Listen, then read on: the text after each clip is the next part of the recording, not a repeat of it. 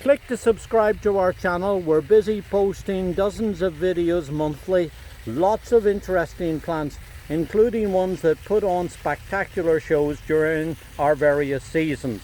And if you're looking for something that will give you lots of summer color, that's a perennial, so it will come back year after year, then take a look at these summer flowering phlox, but in particular this series, which is called the Bambini Series, because these are short, compact growers that only get to about 10 inches tall. Now, over the years, I've grown many of what they call the summer flowering tall phlox. These are ones that normally get to 3 and maybe 4 foot high. Absolutely spectacular and beautiful, but not all of us are able to spare the space. So whenever Jan Verschuur in the Netherlands perfected this series and called them the Bambini Series, meaning that they're small and compact, little baby-sized plants, then we started to take a lot of interest. Now, there are several colors in the series, of which this one, which is called Sweet Tart, is probably one of the most colorful ones. It produces these brightly colored large pink flowers that appear first in summertime and then continue right through to the latter part of the summer and even into the autumn. If you look at these plants now, you'll see that they're loaded with lots of buds, and these are the ones that are going to keep popping up from the center of the crown to continue that coloring all through the summer months. Absolutely beautiful. Whether you put it in as a single plant, or if you have the space, you could think about planting these in bolder groups. And of course, remember also that these are lovely plants to put into a container too. And the other thing about them is that they're fragrant, and also they make wonderful cut flowers. So if you were to come out on an evening or early morning and pick some just when they're breaking open, like this one here, you'll be able to cut that stem and bring it in and bring it into your home and add some color to the interior of your house too. Then if you like that one, Sweet Tart, then you'll probably want to take a look at this selection too, that's called Bambini Desire.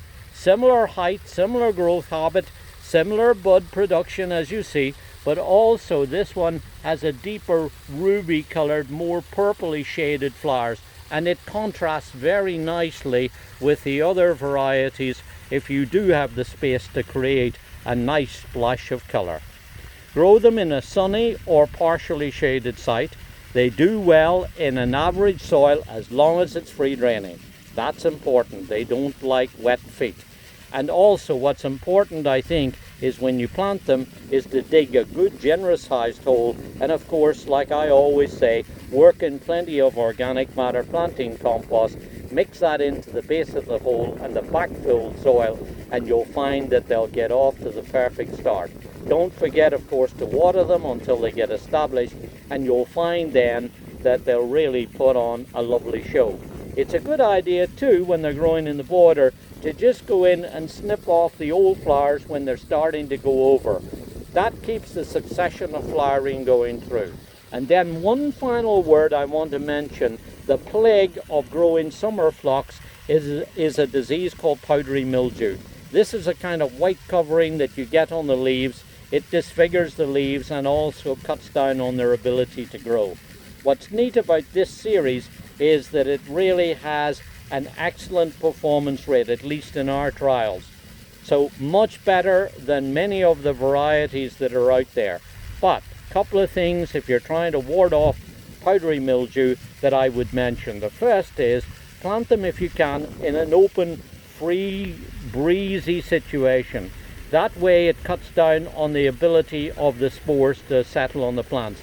And the other thing is, if you're watering them, make sure to water them either in the morning or else in at the base of the plant so that you don't wet the foliage.